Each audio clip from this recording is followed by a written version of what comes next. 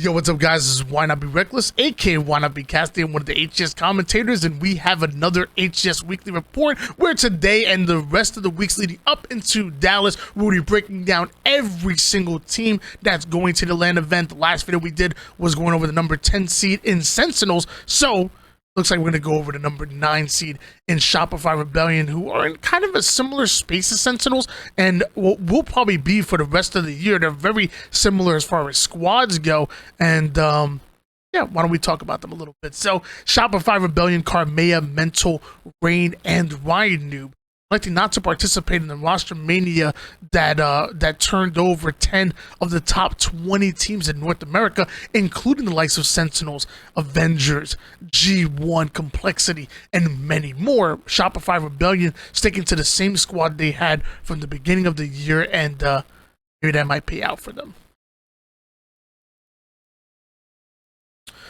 Shopify Rebellion do find themselves in a tough seed, very similar to Sentinels. Your series of in Pool A, going up against Avengers as the second seed in Pool, Space Station Gaming as the number 1 seed, and Vertex coming in as well, which I believe is the team from ANZ that features the mouse and keyboard legend Scoopmeister. So that should be really fun to be able to watch him play on the main stage on mouse and keyboard, to my knowledge being the only mouse and keyboard player that'll be on LAN at the event. Shopify Rebellion, they've struggled against Space Station Gaming, and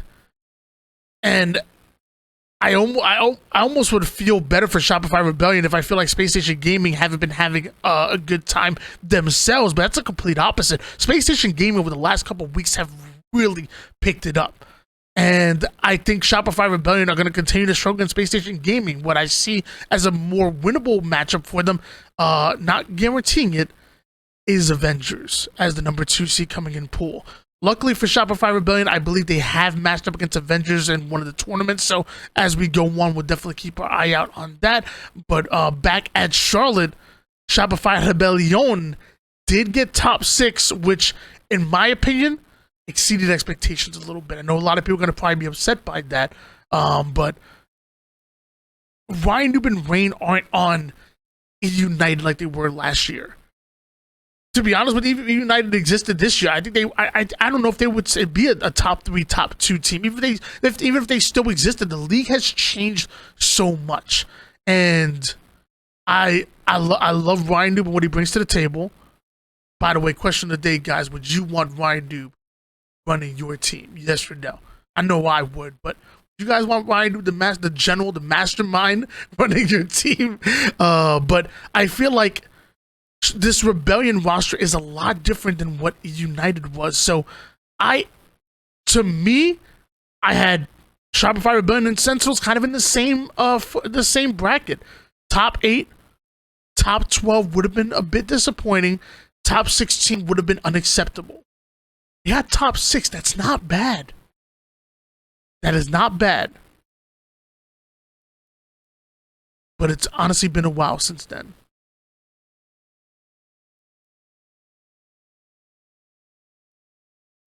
During the 4K on April 23rd, you see that Shopify Rebellion, they were not in the top 8. When we take a look at what happened during the event, they did run into Native Red. Native Red were able to 3-1 them. Okay, Native Red 3-1 a lot of people, including Sentinels and Optic and Optic Gaming. Like they were looking good back then. Sadly, Rebellion did start off an elimination bracket. They did come out as the number 3 seed out of pools. So coming out number 3 seed out of pools, that doesn't feel good for anybody. You know, you're out of pools. Yes, you made it to bracket play, but you only have one opportunity to kind of do or die. And sadly, they got dropped. Simple as that. Luckily, it was to a team like Native Red, which to me, I don't think it's any reason to be upset to be upset by. I think Native Red are really good, and they're another team that you want to watch out for going into DreamHack Dallas. But yeah, I'm sure Rebellion definitely had a bad taste in their mouth after this April 23rd 4K.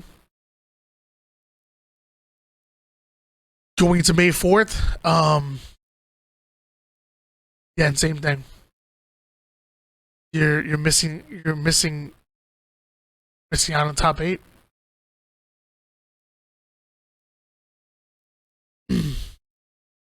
Sentinels and Rebellion did run into each other in the winners bracket during that 4K. Did go to game 5. Anytime you see Ryan Newman Spartan going at it in the game number 5, clear your schedule, watch that matchup. It's gonna be good, I promise you. If you ever see these two going at it, clear your schedule, watch the match. I promise you won't be disappointed. Sends them with a 3-2 win, knocking Rebellion down to elimination bracket. Rebellion then running into Avengers, same thing. You fight tough. You get all the way to that game 5, and they just couldn't get over that hump, whether it was Avengers or Sentinels. 2 teams that I feel like they can beat. Not saying they should, not saying they're their favorites, but 2 teams that Rebellion can beat, that they are capable of winning against, weren't able to get over the hump in game 5. That was the first 4K, that was the 2K, and now we move on to the last 4K event, the phase event. And this time, Shopify Rebellion did sneak into the top 8 after 3-2ing G1, which, I mean, that's a good win in my opinion.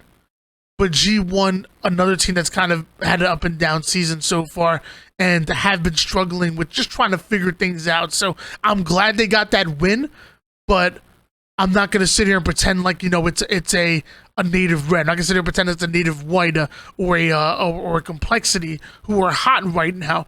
G1 are trying to figure things out themselves, and we'll talk about them in one of the other videos.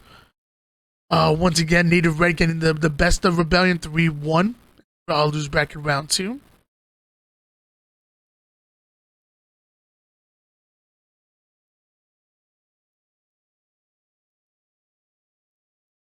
I gotta be fair. You guys know I love Rebellion.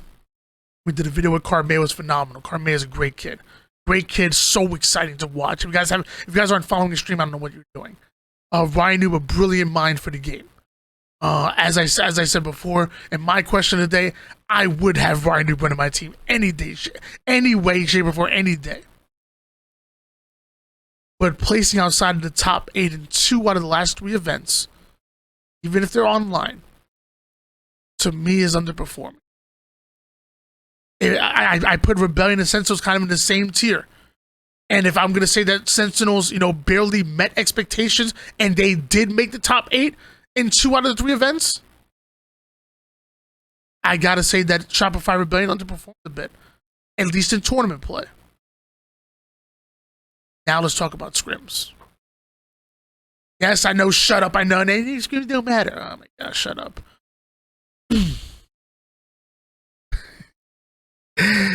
Shopify Rebellion 9-6 over Sentinels. It's a good win. 5-0 over Locked. By the way, Locked featuring Envor, Tony 2, Church 0, and the boys. Great team. Shopify Rebellion showing that they're older brother. Only going 6 games with Complexity. Complexity were able to get 4 out of those 6.